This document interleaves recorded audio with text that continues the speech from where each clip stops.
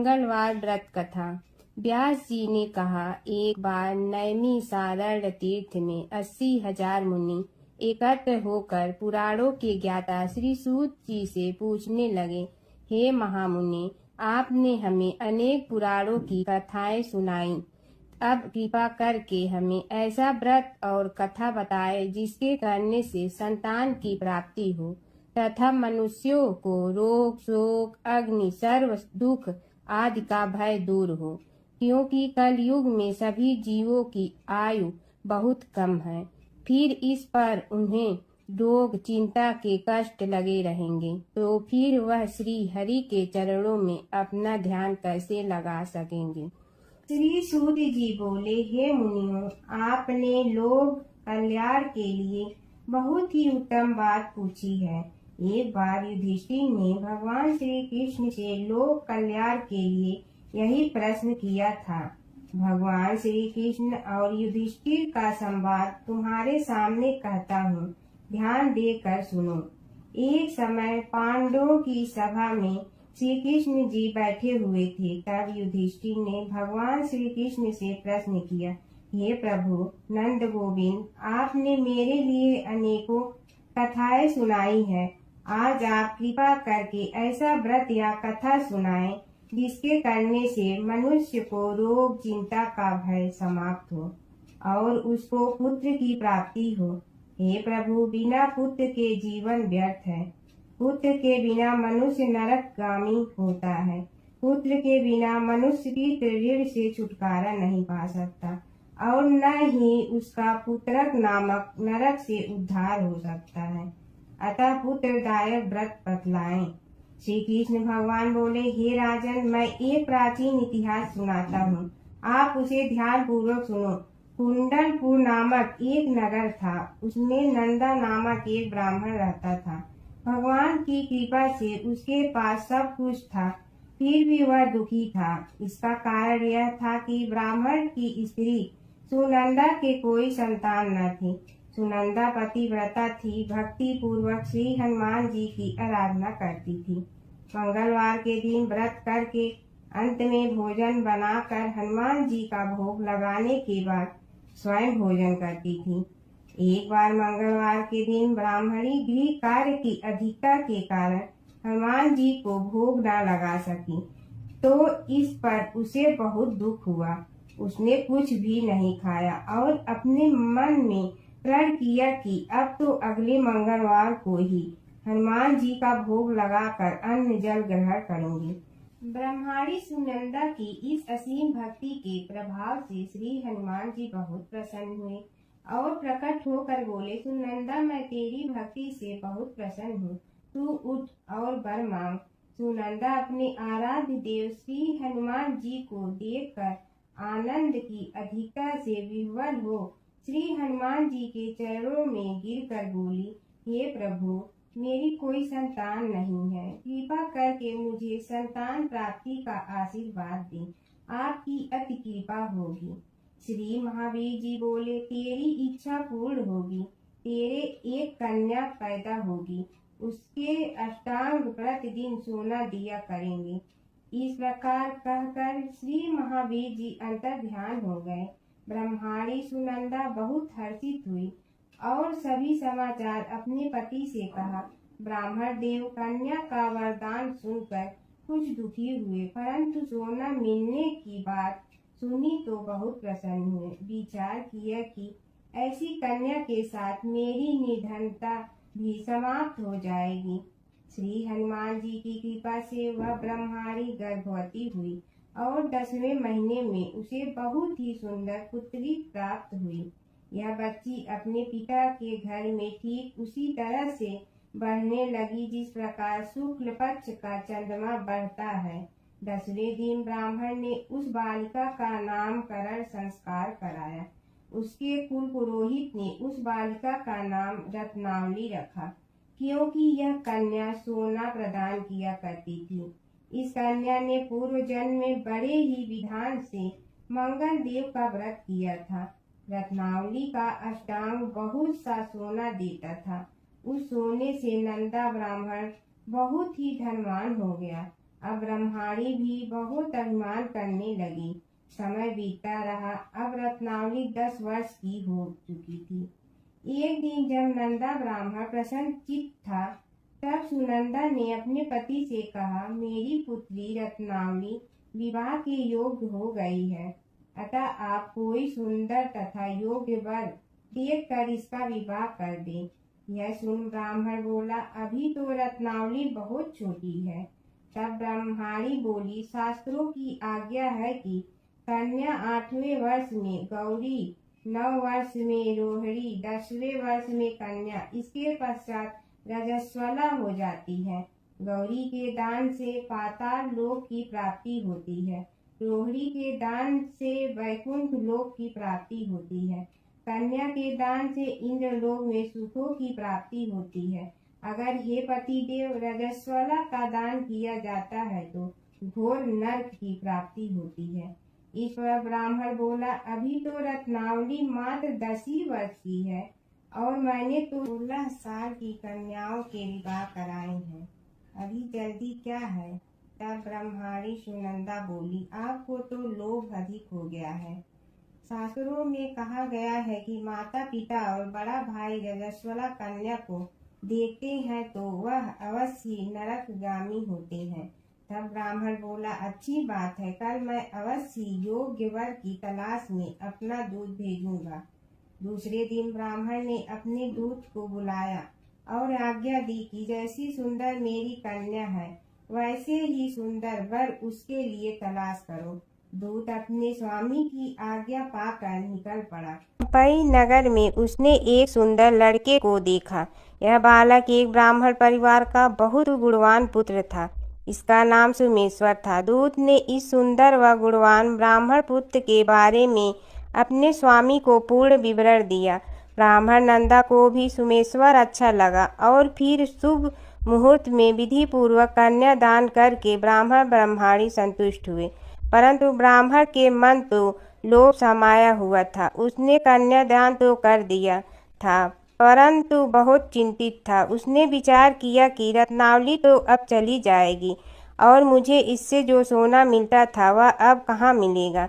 मेरे पास जो धन था कुछ तो इसके विवाह में खर्च हो गया और जो शेष बचा है वह भी कुछ दिनों पश्चात समाप्त हो जाएगा। मैंने तो इसका विवाह करके बहुत बड़ी भूल कर दी है। अब कोई ऐसा उपाय हो कि रत्नावली मेरे घर में ही बनी रहे, अपनी ससुराल न जाए। लोभ रोभी राक्षस ब्राह्मण के मस्तिष्क पर छाता जा रहा था। रात भर अपनी शैया पर बेचैनी से करवटें बदलते बदलते उसने एक बहुत ही क्रूर निर्णय लिया। उसने विचार किया कि जब रत्नावली को लेकर उसका पति सोमेश्वर अपने घर के लिए जाएगा तो वह मार्ग में छिपकर सोमेश्वर का वध कर देगा और अपनी लड़की को अपने घर ले आएगा, जिससे नियमित रूप से उसे सोना भी मिलता रहेगा और समाज का कोई मनुष्य उसे दोष भी नहीं दे सकेगा। प्रातः काल हुआ तो नंदा और सुनंदा ने अपने जमाई तथा लड़की को बहुत सारा धन देकर विदा किया। सोमेश्वर अपनी पत्नी रत्नावली को लेकर ससुराल से अपने घर की तरफ चल दिया। ब्राह्मण नंदा महालोभ के वशीभूत हो अपनी मति खो चुका था। पाप पुण्य को उसे विचार न रहा था। अपने भयानक व क्रूर निर्णय को कार्य रूप देने के लिए उसने अपने दूत को मार्ग में अपने जमाई का वध करने के लिए भेज दिया था, ताकि रत्नावली से प्राप्त होने वाला सोना उसे हमेशा मिलता रहे और वो कभी निर्धन न हो। ब्राह्मण के दूत ने अपने स्वामी की आज्ञा का पालन करते हुए उसके जमाई सोमेश्वर का मार्ग में ही वध कर दिया। समाचार प्राप्त कर ब्राह्मण नंदा मार्ग में पहुंचा और रुदन करती अपनी पुत्री रत्नावली से बोला, हे पुत्री, मार्ग में लुटेरे ने तेरे पति का वध कर दिया। भगवान की इच्छा के आगे किसी का कोई वश नहीं चलता है। अब तू घर चल, वहाँ पर ही रहकर शेष जीवन व्यतीत करना। जो भाग्य में लिखा है वही होगा। अपने पति की अकाल मृत्यु से रत्नावली बहुत दुखी हुई। करुण कुंदन व रुदन करते हुए अपने पिता से बोली, हे पिताजी, इस संसार में जिस स्त्री का पति नहीं है उसका जीना व्यर्थ है। मैं अपने पति के साथ ही अपने शरीर को जला दूंगी और सती होकर अपने इस जन्म को, माता पिता के नाम को तथा सास ससुर के यश को सार्थक करूंगी। ब्राह्मण नंदा अपनी पुत्री रत्नावली के वचनों को सुनकर बहुत दुखी हुआ। विचार करने लगा, मैंने व्यर्थ ही जमाई वध का पाप किया, अपने सिर लिया। रत्नावली तो उसके पीछे अपने प्राण तक देने को तैयार है। मेरा तो दोनों तरफ से मरण हो गया।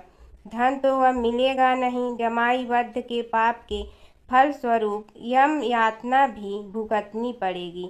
यह सोचकर वह बहुत दुखी हुआ। सोमेश्वर की चिंता बनाई गई रत्नावली सती होने की इच्छा से अपने पति का सिर अपनी गोद में रखकर चिता में बैठ गई। जैसे ही सोमेश्वर की चिता को अग्नि लगाई गई, वैसे ही प्रसन्न हो मंगल देव वहाँ प्रकट हुए और बोले, हे रत्नावली, मैं तेरे पति भक्ति से बहुत प्रसन्न हूँ, तू वर मांग। रत्नावली ने अपने पति का जीवन दान मांगा। तब मंगल देव बोले, रत्नावली, तेरा पति अजर अमर है, यह महाविद्वान भी होगा और इसके अतिरिक्त तेरी जो इच्छा हो वर मांग।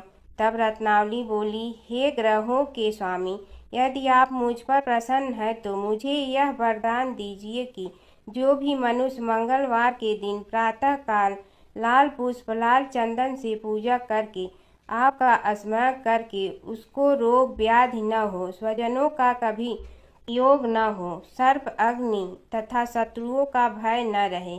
जो स्त्री मंगलवार का व्रत करे वह कभी विधवा न हो। मंगल देव तथास्तु कहकर अंतर ध्यान हो गए।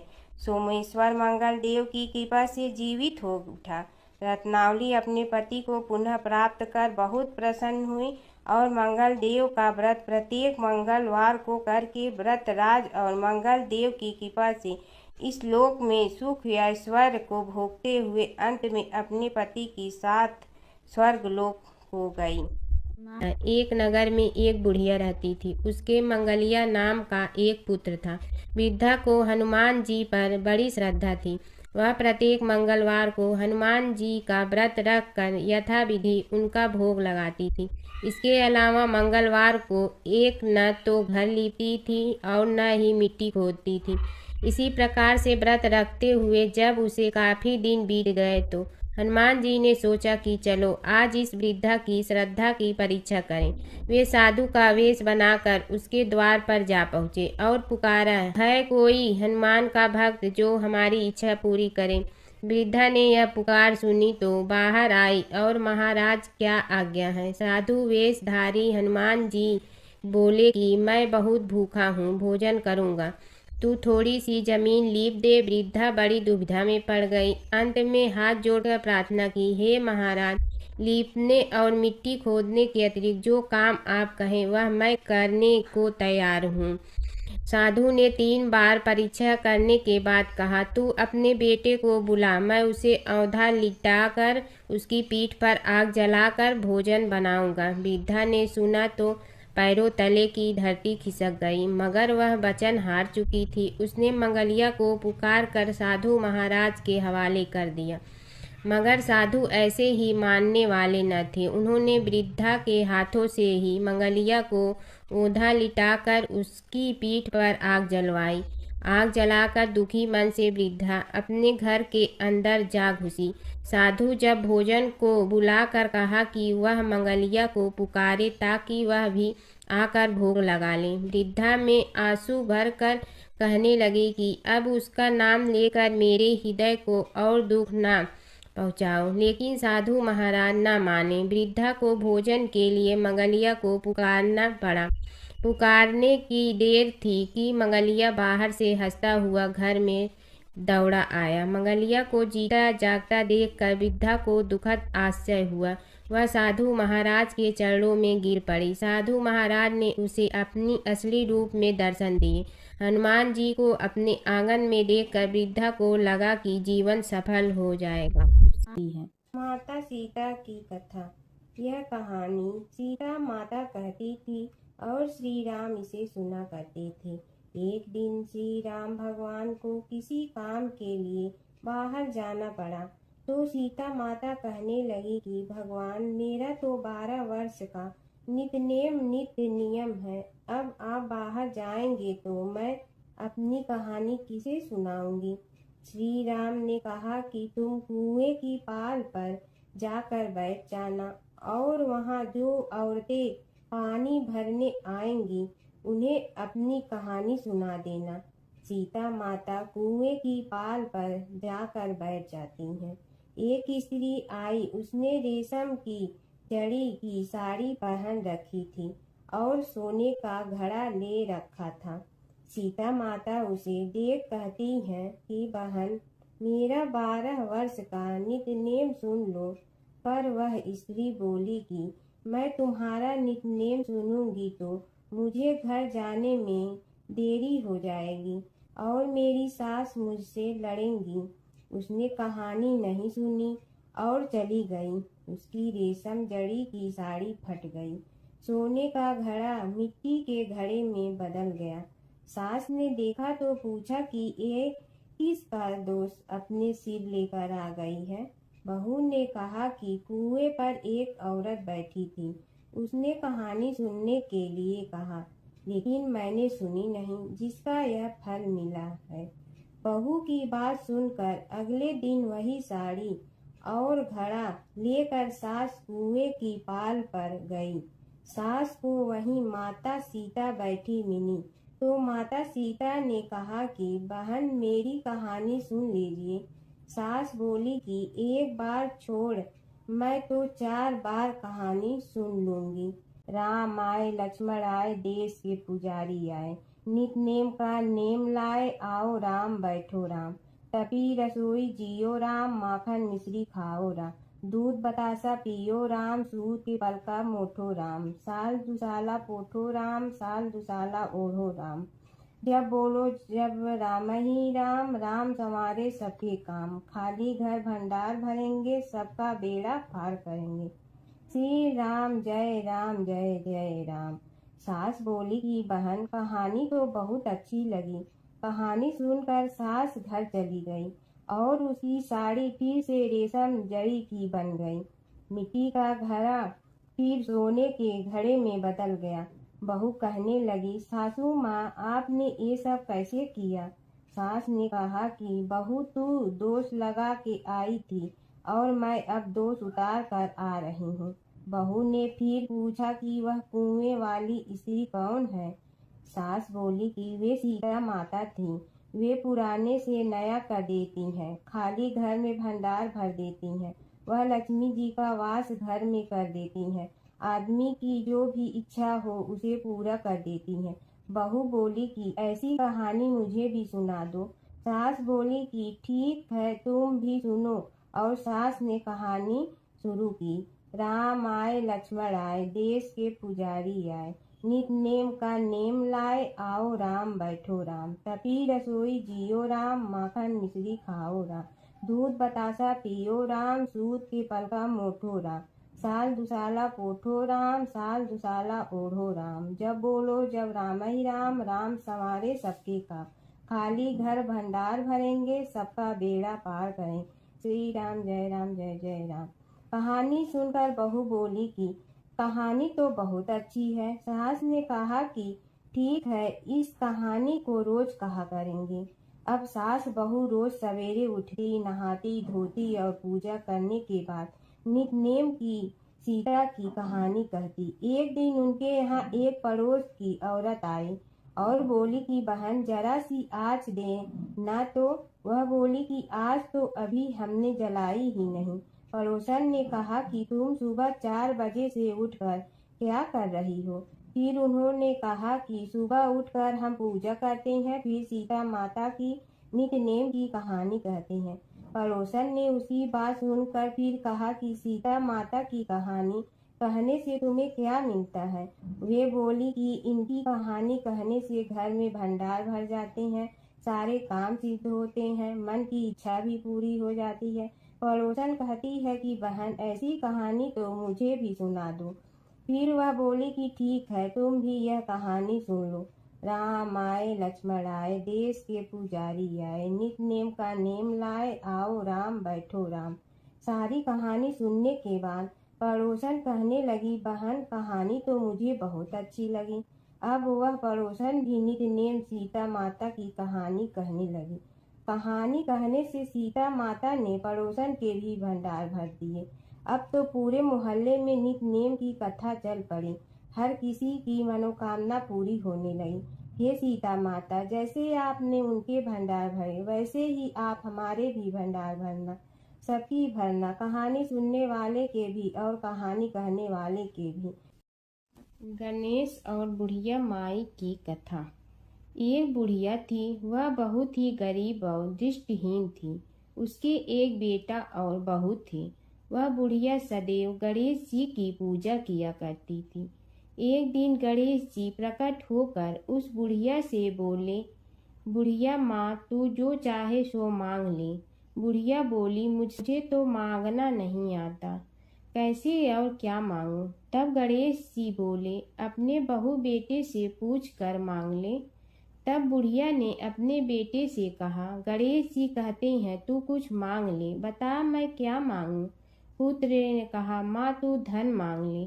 बहू से पूछा तो बहू ने कहा, नाती मांग ले। तब बुढ़िया ने सोचा कि ये तो अपने अपने मतलब की बात कर रहे हैं।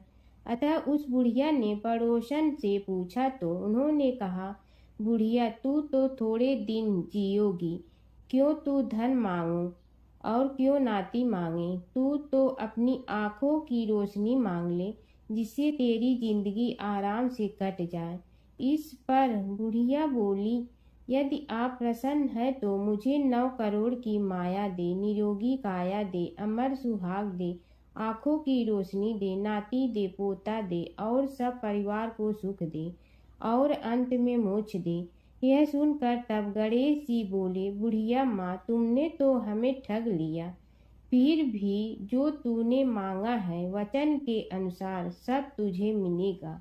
और यह कहकर गणेश जी अंतर ध्यान हो गए। उधर बुढ़िया माँ ने जो कुछ मांगा वह सब कुछ मिल गया।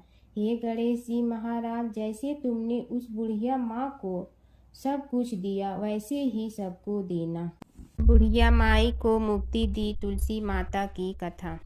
एक बुढ़िया माई तुलसी जी को सींचती और कहती कि हे तुलसी माता, सत की दाता, मैं तेरा बिडला सींचती हूँ, मुझे बहू दे, पीताम्बर की धोती दे, मीठा मीठा घास दे, बैकुंठा में वास दे, चटक की चाल दे, पटक की मोत दे, चंदन का काठ दे, रानी सा राज दे, दाल भात का भोजन दे, 11 की मौत दे, कृष्ण जी का कंधा दे। तब तुलसी माता यह सुनकर सूखने लगी। तो भगवान ने पूछा कि हे तुलसी, तुम क्यों सूख रही हो? तुलसी माता ने कहा कि एक बुढ़िया रोज आती है और यही बात कह जाती है, मैं सब बात तो पूरा कर दूंगी, लेकिन कृष्ण का कंधा कहाँ से लाऊंगी? तो भगवान बोले, जब वो मरेगी तो मैं अपने आप कंधा दे आऊँगा, तू बुढ़िया माई से कह देना। जब बुढ़िया माई मर गई, सब लोग आ गए। जब माई को ले जाने लगे तो वह किसी से न उठी। तब भगवान एक 12 बरस के बालक का रूप धारण करके आए।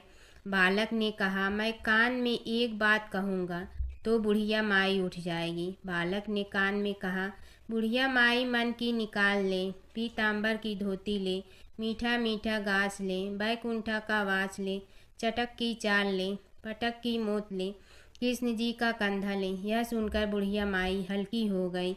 भगवान ने कंधा दिया और बुढ़िया माई को मुक्ति मिल गई। ये तुलसी माता, जैसे बुढ़िया माई को मुक्ति दी वैसे सबको देना।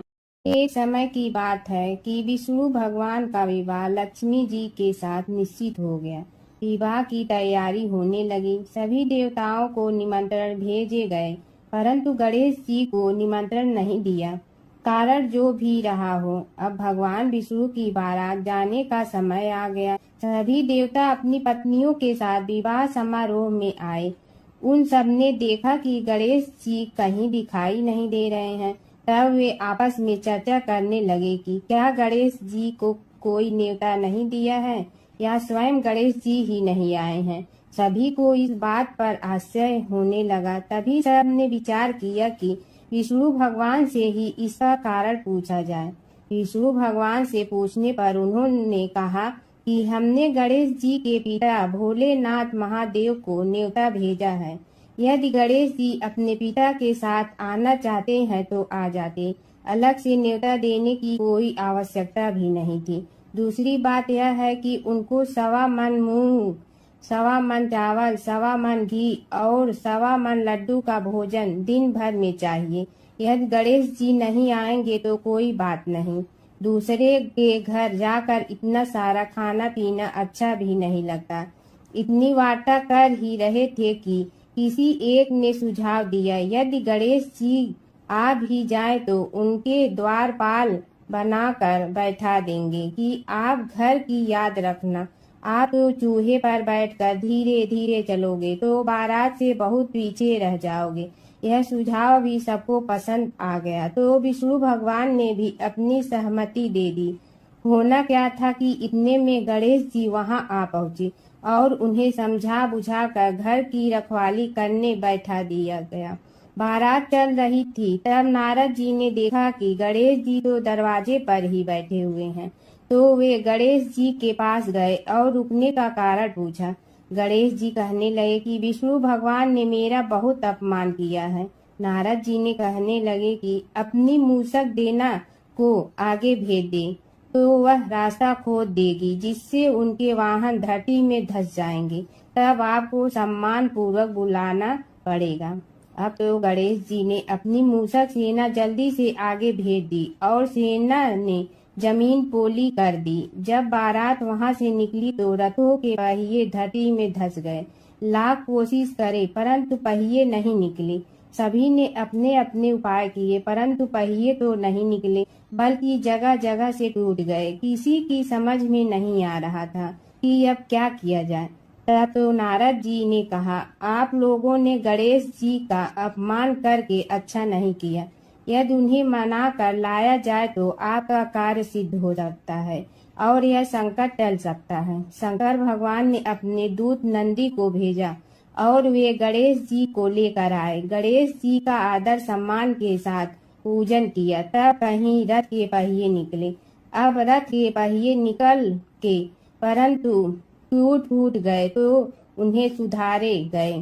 पास के खेत में खाती काम कर रहा था, उसे बुलाया गया। खाती अपना कार्य करने के पहले श्री गणेशाय नमः कहकर गणेश जी की वंदना मन ही मन करने लगा।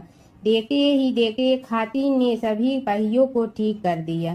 तब खाती कहने लगा कि हे देवताओं, आपने सर्वप्रथम गणेश जी को नहीं मनाया होगा और न ही उनकी पूजन की होगी, इसीलिए तो आपके साथ यह संकट आया है। हम तो मूर्ख अज्ञानी हैं, फिर भी पहले गणेश जी को पूजते हैं, उनका ध्यान करते हैं। आप लोग तो देवतागण हैं, फिर भी आप गणेश जी को कैसे भूल गए। अब आप लोग भगवान श्री गणेश जी की जय बोल कर जाएं तो आपके सब काम बन जाएंगे और संकट कट जाएंगे। ऐसा कहते हुए बारात वहां से चल दी और विष्णु भगवान को लक्ष्मी जी के साथ विवाह संपन्न करा के सभी सकुशल घर लौट आए। हे गणेश जी महाराज, आपने विष्णु को जैसे कारज सारियो ऐसे कारज सबको सिद्ध कर जो। बोलो गजानन भगवान की जय। प्राचीन काल की बात है। नैमिषारण्य क्षेत्र में ऋषि, महर्षि और साधु संतों का समाज जुड़ा था। उसमें श्री सूत जी भी विद्यमान थे। शौनक जी ने उनकी सेवा में उपस्थित होकर निवेदन किया कि हे अज्ञान रूप घोर तिमिर को नष्ट करने में करोड़ों सूर्यों के समान प्रकाशमान श्री सूत जी, हमारे कानों के लिए अमृत के समान जीवन प्रदान करने वाले कथा तत्व का वर्णन कीजिए। हे सूत जी, हमारे हृदयों में ज्ञान के प्रकाश की वृद्धि तथा भक्ति, वैराग्य और विवेक की उत्पत्ति जिस कथा से हो सकती हो, वह हमारे प्रति कहने की कृपा कीजिए। शौनक जी की जिज्ञासा से सूत जी बड़े प्रसन्न हुए। पूरा तन इतिहासों के स्मरण से उनका शरीर पुलकायमान हो रहा था। वे कुछ देर उसी स्थिति में विराजमान रहकर कुछ विचार करते रहे और अंत में बोले, शौनक जी, इस विषय में आपके चित्त में बड़ी जिज्ञासा है। आप धन्य हैं जो सदैव ज्ञान की प्राप्ति में तत्पर रहते हुए विभिन्न पुराण कथाओं की जिज्ञासा रखते हैं। आज मैं आपको ज्ञान के परम स्रोत रूप श्री गणेश जी का जन्म कर्म रूप चरित्र सुनाऊंगा। गणेश जी से ही सभी ज्ञानों सभी विद्याओं का उद्भव हुआ है। अब आप सावधान चित्त से विराजमान हो। श्री गणेश जी के ध्यान और नमस्कार पूर्वक उनका चरित्र श्रवण करें। नमस्तस्मै गणेशाय ब्रह्मा विद्या प्रदायिनी यनागस्त्यसमः साक्षात विघ्न सागर सोसड़े। कैसे हैं वे श्री गणेश जो सभी प्रकार की ब्रह्म विद्याओं को प्रदान करने वाले अर्थात ब्रह्मा के सगुण और निर्गुण स्वरूप पर प्रकाश डालने और जीव ब्रह्मा का अभेद प्रतिपादन करने वाली विद्याओं के दाता हैं। वे विघ्नों के समुद्रों को महर्षि अगस्त्य के समान शोषण करने में समर्थ हैं। इसलिए उनका नाम विघ्न सागर शोषक के नाम से प्रसिद्ध है। मैं उन भगवान श्री गणेश जी को नमस्कार करता हूँ। प्रथम पूजा के अधिकारी श्री गणेश जी, यह कहकर सूत जी कुछ समय के लिए मौन हो गए और फिर बोले, शौनक जी, भगवान गणेश जी ही सर्वप्रथम पूजा प्राप्ति के अधिकारी हैं। किसी भी देवता की पूजा करो, पहले उनकी पूजा करो। शौनक जी ने निवेदन किया, हे भगवान, हे सूत, सर्वप्रथम यह बताने की कृपा कीजिए कि गणेश जी को प्रथम पूजा का अधिकार किस प्रकार प्राप्त हुआ।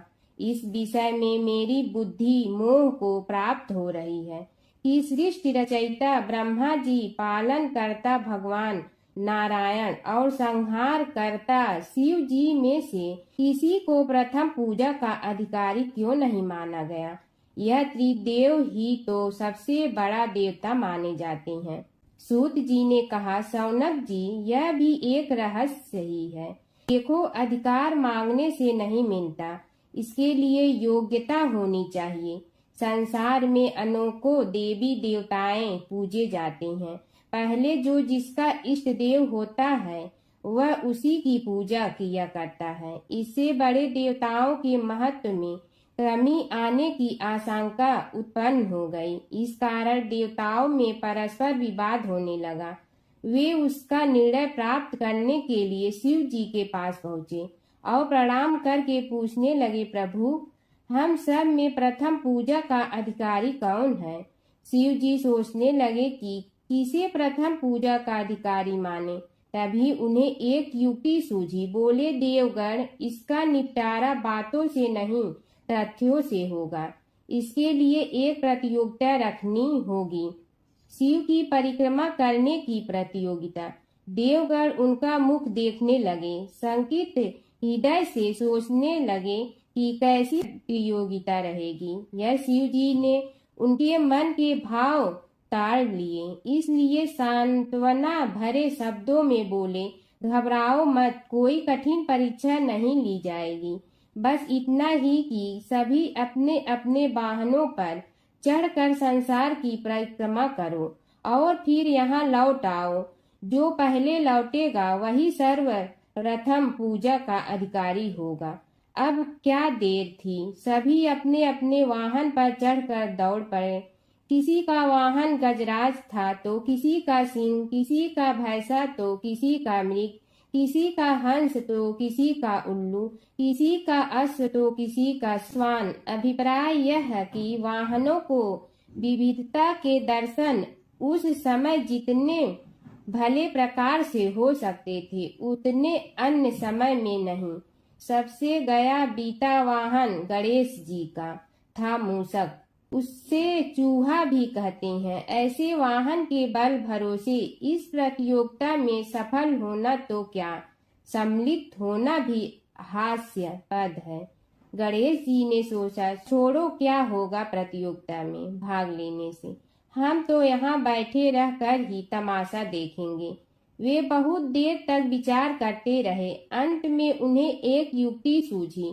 शिव जी स्वयं ही जगदाता हैं, यह संसार उन्हीं का प्रतिबिंब है, तब क्यों न इन्हीं की परिक्रमा कर ली जाए। इनकी परिक्रमा करने से ही संसार की परिक्रमा हो जाएगी। ऐसा निश्चय कर उन्होंने मूषक पर चढ़कर शिव जी की परिक्रमा की और उनके समक्ष जा पहुँचे। शिव जी ने कहा, तुमने परिक्रमा पूर्ण कर ली? उन्होंने उत्तर दिया, जी हाँ। शिव जी सोचने लगे कि इसे तो यहीं घूमते हुए देखा, फिर परिक्रमा कैसे कराया। देवताओं का परिक्रमा करके लौटना आरंभ हुआ और उन्होंने गणेश जी को वहां बैठे देखा तो माथा ठनक गया। फिर भी साहस करके बोले, अरे तुम विश्व की परिक्रमा के लिए नहीं गए? गणेश जी ने कहा, अरे मैं कब का यहाँ आ गया। देवता बोले, तुम्हें तो कहीं भी नहीं देखा। गणेश जी ने उत्तर दिया, देखते कहाँ से, समस्त संसार शिव जी में विद्यमान है। इनकी परिक्रमा करने से ही संसार की परिक्रमा पूर्ण हो गई। सूत जी बोले, शौनक, इस प्रकार गणेश जी ने अपनी बुद्धि के बल पर ही विजय प्राप्त कर ली। उनका कथन सत्य था, इसलिए कोई विरोध करता भी तो कैसे। बस उसी दिन से गणेश जी की प्रथम पूजा होने लगी। जी बोले, हे शौनक जी, यह एक तथ्य है कि गणेश जी ही उसके पात्र हैं।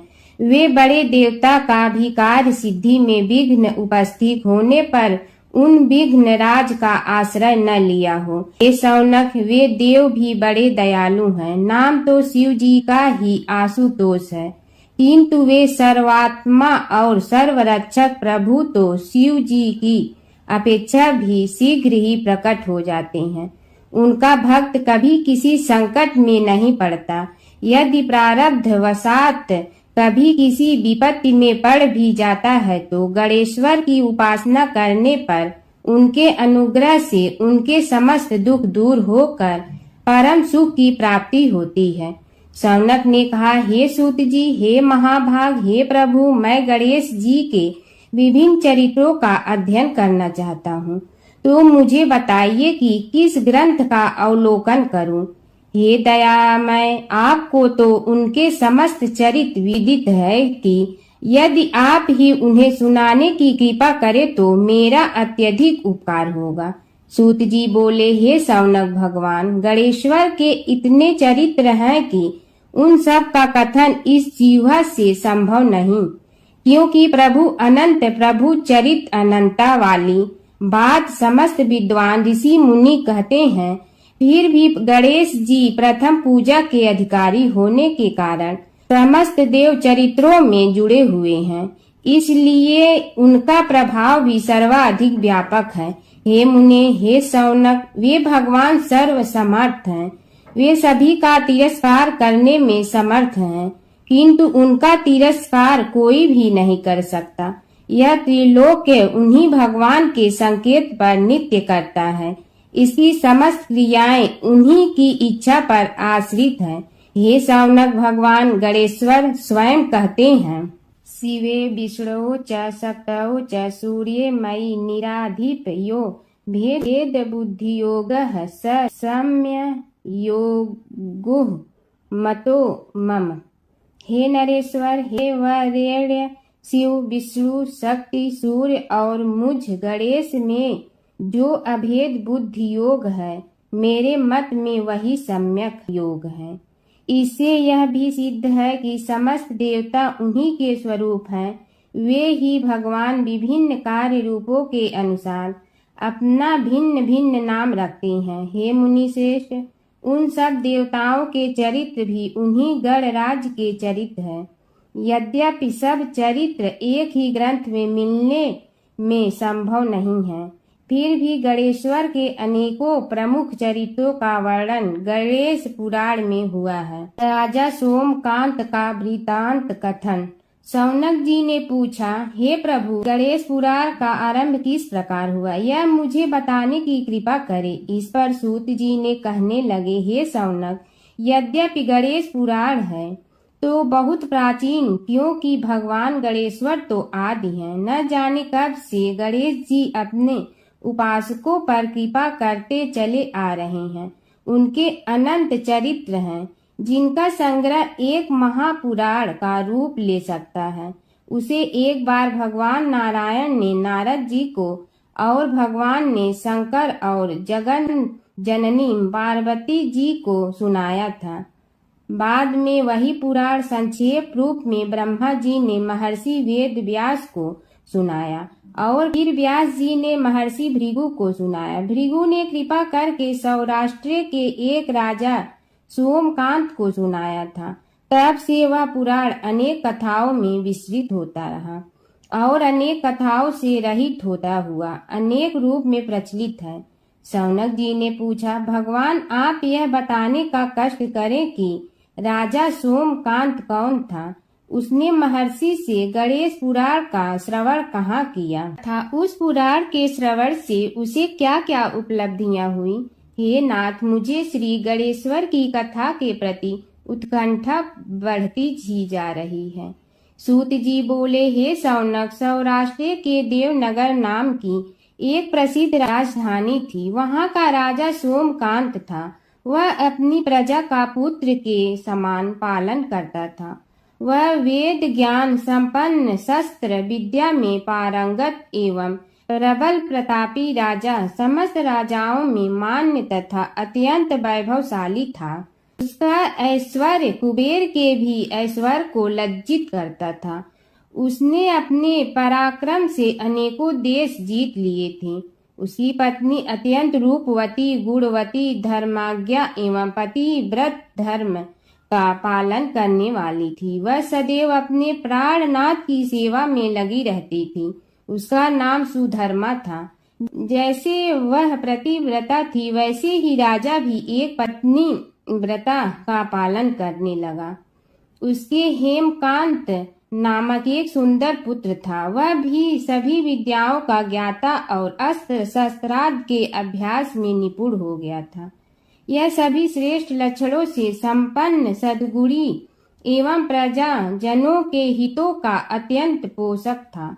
इस प्रकार राजा सोमकांत स्त्री पुत्र, पशु वाहन, राज्य एवं प्रतिष्ठा आदि से सब प्रकार सुखी था। उससे दुख तो था ही नहीं। सभी राजागण उसका हार्दिक सम्मान करते थे तथा उसकी श्रेष्ठ कीर्ति भी संसार व्यापी थी।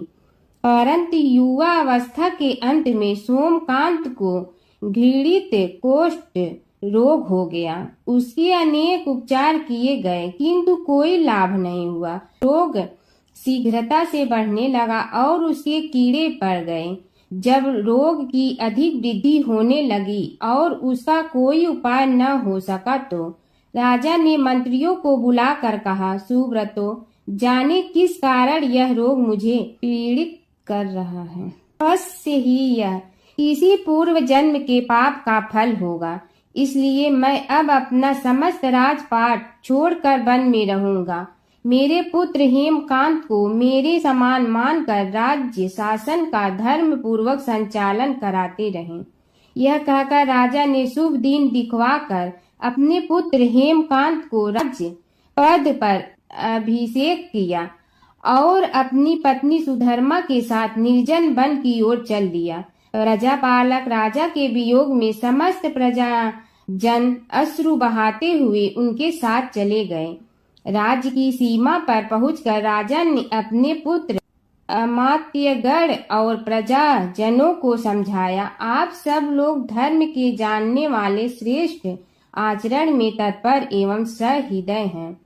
यह संसार तो वैसे भी परिवर्तनशील है। जो आज है वह कल नहीं था और आने वाले कल में भी नहीं रहेगा। इसलिए मेरे जाने से दुख का कोई कारण नहीं है। मेरे स्थान पर मेरा पुत्र सभी कार्यों को करेगा। इसलिए आप सब उसके अनुशासन में रहते हुए उसे सदैव सम्मान करते रहें। फिर पुत्र से कहा, बेटा, यह स्थिति सभी के समझ आती रही है। हमारे पूर्व पुरुष भी परंपरागत रूप से वृद्धावस्था आने पर वन में जाते रहे हैं। मैं कुछ समय पहले ही वन में जा रहा हूँ, तो कुछ पहले या पीछे जाने में कोई अंतर नहीं पड़ता। यदि कुछ वर्ष बाद जाऊं तब भी मोह का त्याग करना ही होगा। इसलिए हे वत्स, तुम दुखित मत हो और मेरी आज्ञा मानकर राज्य शासन को ठीक प्रकार चलाओ। ध्यान रखना, क्षत्रिय धर्म का कभी त्याग न करना और प्रजा को सदा सुखी रखना। इस प्रकार राजा सोमकांत ने सभी को समझा बुझाकर वहां से वापस लौट आया और स्वयं अपनी पतिव्रता भार्या के साथ वन में प्रवेश किया। पुत्र हेमकांत के आग्रह से उसने सुबल और ज्ञान गम्य नामक 2 आत्माओं को भी साथ ले लिया। उन सब ने एक समतल एवं सुंदर स्थान देखकर वहां विश्राम किया। तभी उन्हें एक मुनि कुमार दिखाई दिया। राजा ने उससे पूछा, तुम कौन हो, कहाँ रहते हो? यदि उचित समझो तो मुझे बताओ। मुनि बालक ने कोमल बाड़ी में कहा, मैं महर्षि भृगु का पुत्र हूँ। मेरा नाम च्यवन है। हमारा आश्रम निकट में ही है। अब आप भी अपना परिचय दीजिए। राजा ने कहा, मुनि कुमार, आपका परिचय पाकर मुझे बड़ी प्रसन्नता हुई। मैं सौराष्ट्र के देवनगर नामक राज्य का अधिपति रहा हूँ। अब अपने पुत्र को राज्य देकर मैंने अरण्य की शरण ली है। मुझे कुष्ठ रोग अत्यंत पीड़ित किए हुए हैं। उसकी निवृत्ति का कोई उपाय करने वाला हो तो कृपा कर मुझे बताइए। मुनि कुमार ने कहा, मैं अपने पिताजी से अपना वृतांत कहता हूँ, फिर वे जैसा कहेंगे आपको बताऊंगा। यह कहकर मुनि बालक चला गया और कुछ देर में ही आकर बोला, राजन, मैंने आपका वृतांत अपने पिताजी को बताया। उनकी आज्ञा हुई है कि आप सब मेरे साथ आश्रम में चलकर उनसे भेंट करें, तभी आपके रोग के विषय में भी विचार किया जाएगा। राजा सोमकांत के पूर्व जन्म का वृत्तांत भृगु द्वारा वर्णन। राजा अपनी पत्नी और अमात्यों के सहित च्यवन के साथ साथ भृगु आश्रम में जा पहुंचा और उन्हें प्रणाम कर बोला, हे भगवान, हे महर्षि, मैं आपकी शरण हूँ। आप मुझ कुष्ठी पर कृपा कीजिए। महर्षि बोले, राजन, यह तुम्हारे किसी पूर्व जन्म कृत पाप का ही उदय हो गया है। इसका उपाय मैं विचार करके बताऊंगा। आज तो तुम सब स्नान आज से निवृत्त होकर रात्रि विश्राम करो। महर्षि की आज्ञा अनुसार सबने स्नान भोजन आदि के उपरांत रात्रि व्यतीत की और प्रातः काल स्नान आदि नित्य कर्मों से निवृत्त होकर महर्षि की सेवा में उपस्थित हुए। महर्षि ने कहा, राजन, मैंने तुम्हारे पूर्व जन्म का वृतांत जान लिया हूँ और यह भी विदित कर लिया है कि किस पाप के फल से तुम्हें इस रोग की प्राप्ति हुई है। यदि तुम चाहो तो उसे सुना दूं। राजा ने हाथ जोड़कर निवेदन किया, बड़ी कृपा होगी मुनिनाथ, मैं उसे सुनने के लिए उत्कंठित हूँ। महर्षि ने कहा, तुम पूर्व जन्म में एक धनवान वैश्य के लाडले पुत्र थे। वह वैश्य विंध्याचल के निकट कौलहार नामक ग्राम में निवास करता था। उसकी पत्नी का नाम सुलोचना था। तुम उसी वैश्य दंपत के पुत्र हुए। तुम्हारा नाम कामद था। तुम्हारा लालन पालन बड़े लाड चाव से हुआ। उन्होंने तुम्हारा विवाह एक अत्यंत सुंदरी वैश्य कन्या से कर दिया था, जिसका नाम कुटुम्बिनी था। यद्यप तुम्हारी भार्या सुशीला थी और तुम्हें सदैव धर्म में निरत देखना चाहती थी, किंतु तुम्हारा स्वभाव वासनांध होने के कारण दिन प्रतिदिन उज्जवल होता जा रहा था। किंतु माता पिता भी धार्मिक थे, इसलिए उनके सामने तुम्हारी उज्ज्वलता दबी रही। परंतु माता पिता की मृत्यु के बाद तुम निरंकुश हो गए और अपनी पत्नी की बात भी नहीं मानते थे। तुम्हें अनाचार में प्रवृत्त देखकर उसे दुख होता था। तो भी उसका कुछ बस न चलता था। तुम्हारी उन्मत्तता चरम सीमा पर थी। अपनों से भी द्वेष और क्रूरता का व्यवहार किया करते थे, हत्या आदि कराते थे। तुम्हारे लिए सामान्य बात हो गई। पीड़ित व्यक्तियों ने तुम्हारे विरुद्ध राजा से पुकार की, अभियोग चला और तुम्हें राज्य की सीमा से भी बाहर चले जाने का आदेश हुआ। तब तुम घर छोड़कर किसी निर्जन वन में रहने लगे। उस समय तुम्हारा कार्य लोगों को लूटना और हत्या करना ही रह गया। एक दिन माध्याह्न काल था। गुणवर्धक नामक एक विद्वान ब्राह्मण उधर से निकला। बेचारा अपनी पत्नी को लिवाने के लिए ससुराल जा रहा था। तुमने उस ब्राह्मण युवक को पकड़कर लूट लिया।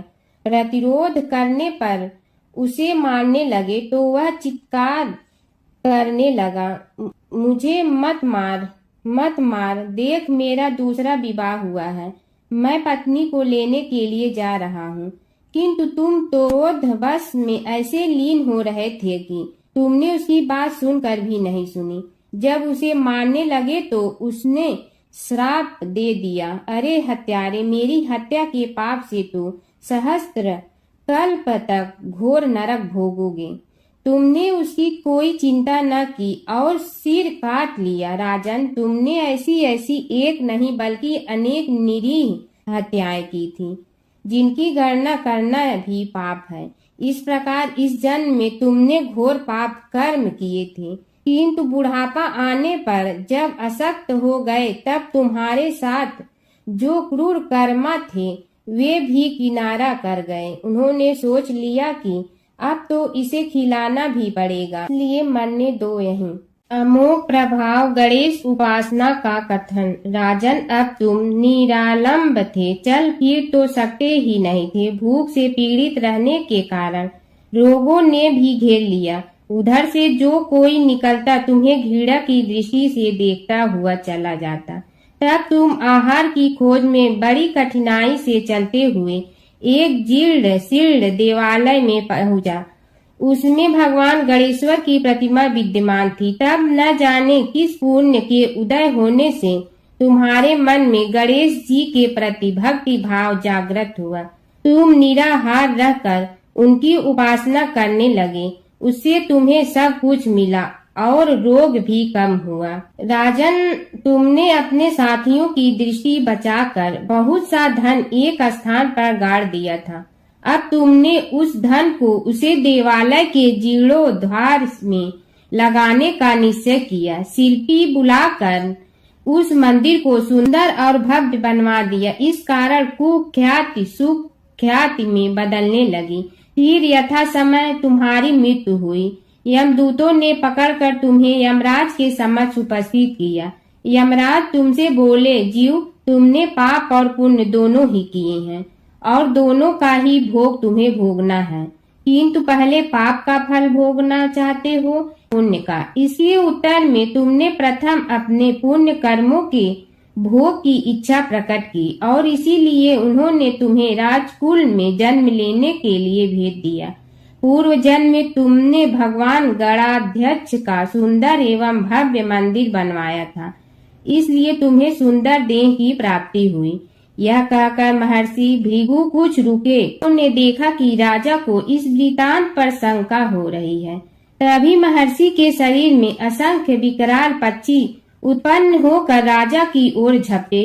उनकी चोंच बड़ी तीक्ष्ण थी, जिनसे वे राजा के शरीर को नोच नोच कर खाने लगे। उसके कारण उत्पन्न असहनीय पीड़ा से व्याकुल हुए राजा ने महर्षि के समक्ष हाथ जोड़कर निवेदन किया, प्रभु, आपका आश्रम तो समस्त द्वेष आदि से परे है और यहाँ मैं आपकी शरण में बैठा हूँ।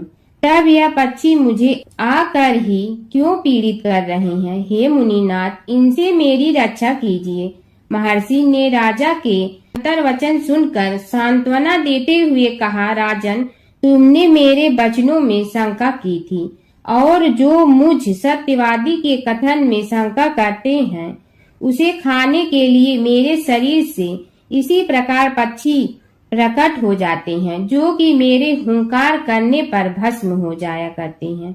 यह कर महर्षि ने हुंकार की और तभी वे समस्त पक्षी भस्म हो गए। राजा श्रद्धावनत होकर उनके समक्ष अश्रुपात करता हुआ बोला, प्रभु अब आप पाप से मुक्त होने का उपाय कीजिए। महर्षि ने कुछ विचार कर कहा, राजन तुम पर भगवान गणेश्वर की कृपा सहज रूप से है और वे ही प्रभु तुम्हारे पापों को भी दूर करने में समर्थ हैं। इसलिए तुम उनके पाप नाशक चरित्रों का श्रवण करो। गणेश पुराण में उनके चरित्रों का भले प्रकार वर्णन हुआ है, अतएव तुम श्रद्धा भक्ति पूर्वक उसी को सुनने में चित्त लगाओ। राजा ने प्रार्थना की, महामुनि मैंने गणेश पुराण का नाम भी आज तक नहीं सुना, तो उनके सुनने का सौभाग्य कैसे प्राप्त कर सकूंगा। हे नाथ, आपसे अधिक ज्ञानी और प्रकांड विद्वान और कौन हो सकता है। आप ही मुझ पर कृपा कीजिए। महर्षि ने राजा की दीनता देखकर उसके शरीर पर अपने कमंडल का मंत्रपूत जल छिड़का। तभी राजा को एक छींक आई और नासिका से एक अत्यंत छोटा काले वर्ण का पुरुष बाहर निकल आया। देखते देखते वह बढ़ गया। उसके भयंकर रूप को देखकर राजा कुछ भयभीत हुआ, किंतु समस्त आश्रमवासी वहां से भाग गए। वह पुरुष महर्षि के समक्ष हाथ जोड़कर खड़ा हो गया। उन्हें उसकी ओर देखा और कुछ उच्च स्वर में बोले, तू कौन है, क्या चाहता है। वह बोला, मैं साक्षात पाप हूँ, समस्त पापियों के शरीर में मेरा निवास है। आपके मंत्रपूत जल के स्पर्श से मुझे विवश होकर राजा के शरीर से बाहर निकलना पड़ा है। अब मुझे बड़ी भूख लगी है, बताइए क्या खाऊं और कहाँ रहूं। महर्षि बोले, तू उस आम के अवकाश स्थान में निवास कर और उसी वृक्ष के पत्ते खाकर जीवन निर्वाह कर।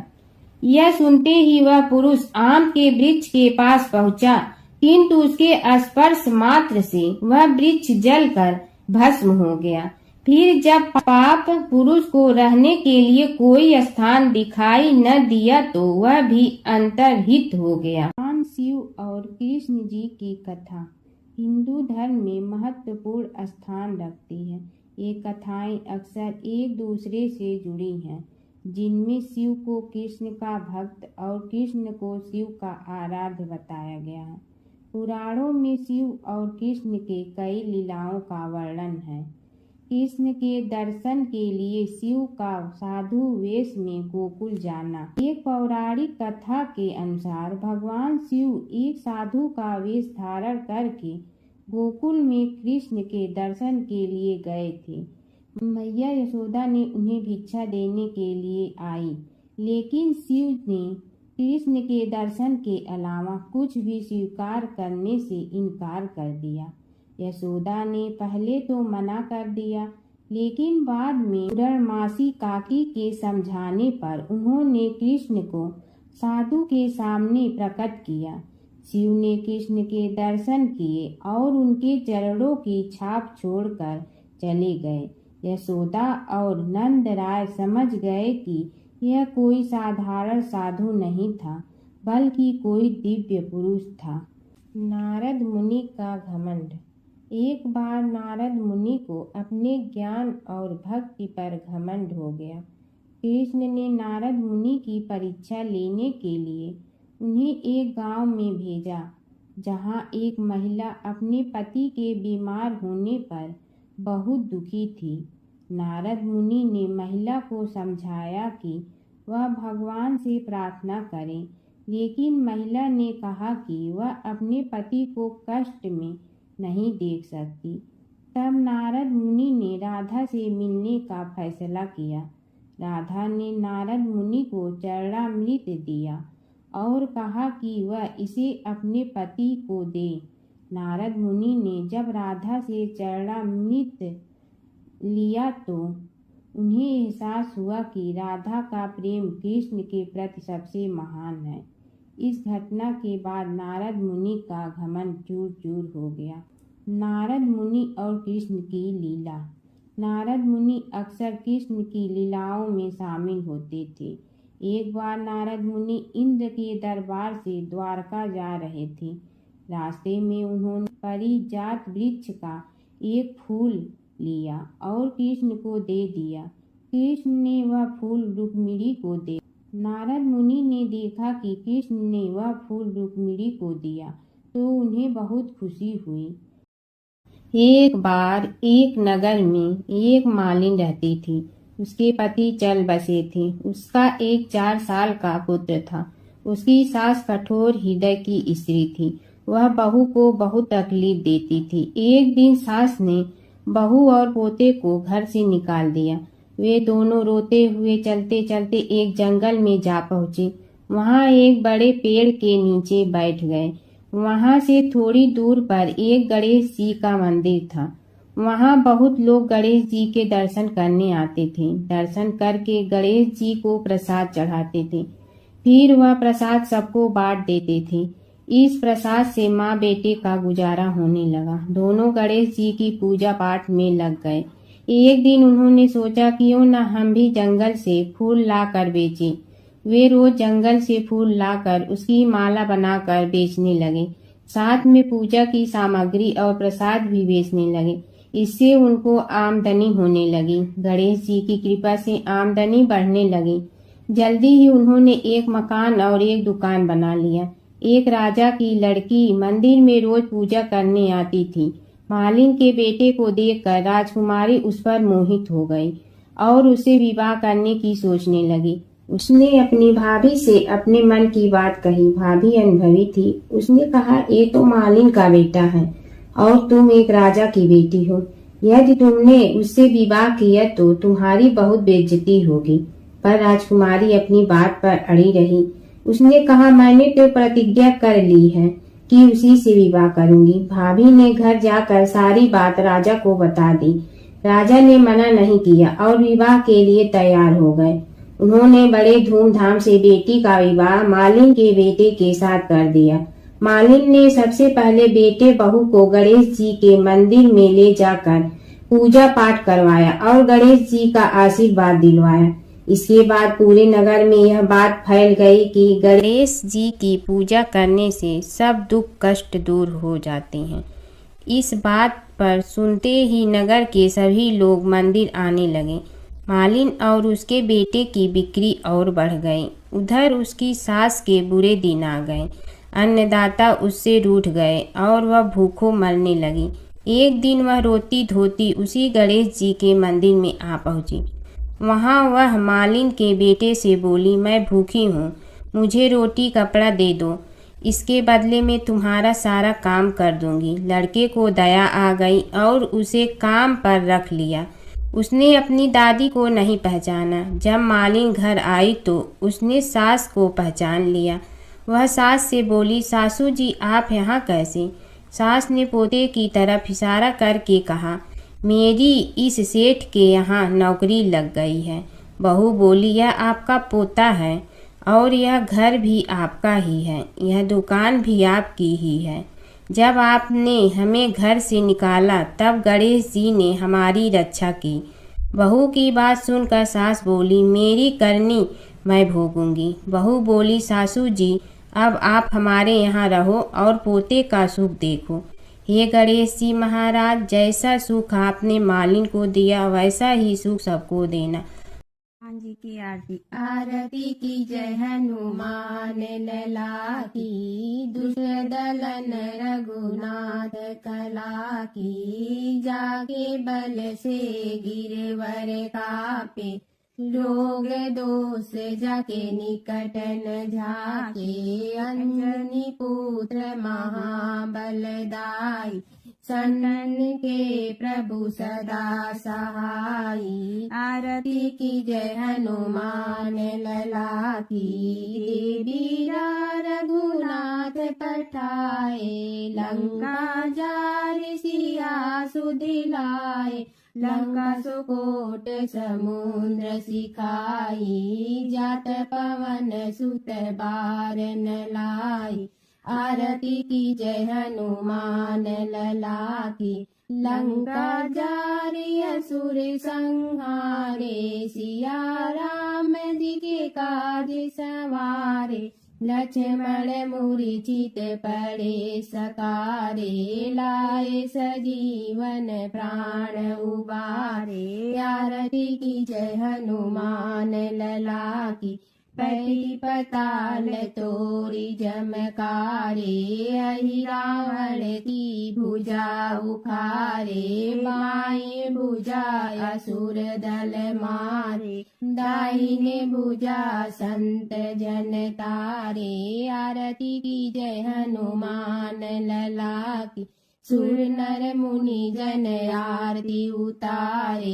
जय जय जय हनुमान उचारे। कंचन थार कपूर लौ छाई, आरती करत अंजन माई। आरती की जय हनुमान लला की, जो हनुमान जी की आरती गावे। बसई बैकुंठ परम पद पावे। लंक विध्वंस किए रघुराय, तुलसीदास स्वामी कीर्ति गाई। आरती की जय हनुमान लला की, दुष्ट दलन रघुनाथ कला की।